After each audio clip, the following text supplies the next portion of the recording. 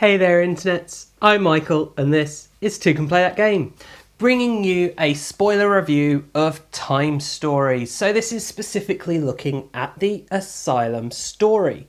Now if you want a non-spoiler review, I have already done a video for that, so go check that out. Now also, at the moment, we are doing Toucan Win That Game, and that is why I've got two copies of the game here. I have this unopened copy here, which is going to be our first prize that we are giving to one lucky person who enters the competition, which is finishing on the 20th of June 2016. And the second prize is going to be the open copy, so there's two chances to win in this. If you are interested, be sure to enter. Now, as I say, this is a spoiler-filled review. If you have any intention of ever playing Asylum that comes with the base set of T.I.M E Stories, do not watch this. I am warning you again and again now, just to kind of push the point home. I don't want someone watching this and then going, oh, you ruined that game for me. So please, please, please stop watching if you intend to play. You can still watch my non-spoiler review to kind of get a vague impression of what I think of the rule system as a whole, as well as the components and the artwork.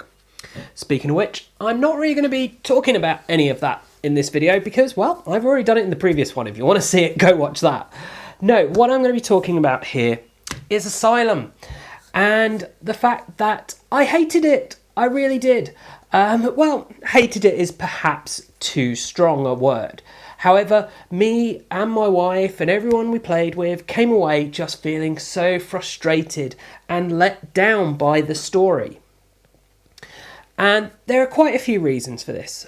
One of the reasons is that you could actually play the entire story without actually having a single interaction, a single challenge in the game. It was all just about turning the cards until you got to the final encounter anyway. So that felt very much, well, you've just gone, follow the cards, one fight, game over. But it was even just trying to get there was difficult enough. Now, part of this was that there is no way that it is clear that this key is the same as these other pentacles that you're seeing. It is really not very obvious or clear at all. You look at this, you're like, aha, it is a key. Not, oh look, it's a pentacle, the same as the others. Yes, it is there once you're looking for it, but it is not instinctive to see that. So that set us back a bit.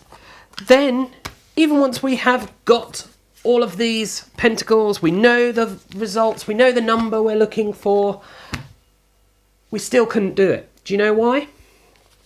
Well, because this says, follow the clue of the pentacles, follow the code. And it's like, okay, right, we've got the number. We know what it says. Read item, it's read item 19. I can't remember now. I think it's read item 19. So we're like, but we don't have item 19. How do we get item 19? And so we spent we figured that out in the second run, and then we wasted the rest of the second run kind of going, well, I don't recall ever having seen it. We need to explore, trying to find item 19, because it doesn't say take item 19, it says read it. So we're there going, how do we get item 19? And so we spent a third run searching through. We literally saw every card that we could potentially see at this point, and we still couldn't do it. We did everything possible. We went to every card, did everything, followed every false trail, couldn't do it. Because it does not make clear that you're meant to take that card out of the item deck. Really frustrating, really badly worded. And I avoided any sort of spoilery stuff, so had no idea about this until it came to going through the cards. And we got to the point where we actually went, okay, well, let's take item 19 out of the deck, see what it says. Oh, we're meant to take it. And I'm not the only one who has had this situation, no, because we looked online to see, are we being idiots about this? Loads of people have had the same frustrations, the same experience with this. And I'm not sure how they can really change that. And it really does taint the whole game as a whole. The fact that the mechanics there are sound, as I said in my video, that, you know, I feel it works better as a computer game, but it is sound, is tainted by the fact that you're just left going, why did we even play this? Which is a real shame. Now, the other thing I want to talk about is the fact that this is full of red herrings, this story. You know, false trails to follow, etc. And maybe it's just that I'm not a good detective. I lack that intuition. But it felt like there was no way to know what was the right way to go and what was the wrong way to go. And I don't really know how they could have changed that. And the fact that it was important that you did go the right way, that you couldn't afford to take every false trail out there. And especially some of the false trails were so costly in time. I mean, there was this one point that you go into this cave and it's just filled with creatures and you're trying to fight them. And one of the creatures, you roll a dice, it comes back, you roll a dice, it comes back. And it just kept coming back and coming back and coming back. And we spent ages trying to get through this, and when we finally got through it, and it was like, oh, it's a false trail. Yeah, not the best of experiences playing this story. I don't know, maybe I would enjoy the other stories more. However, I'm probably never going to find out, unfortunately, because I am giving away the copies I have here. I really hope that other people playing this, that I'm giving the game away to, will enjoy it though. And that's why I feel fine to say this. Obviously, if they're watching this video, they're probably not going to enjoy the game much because I've spoiled it a lot.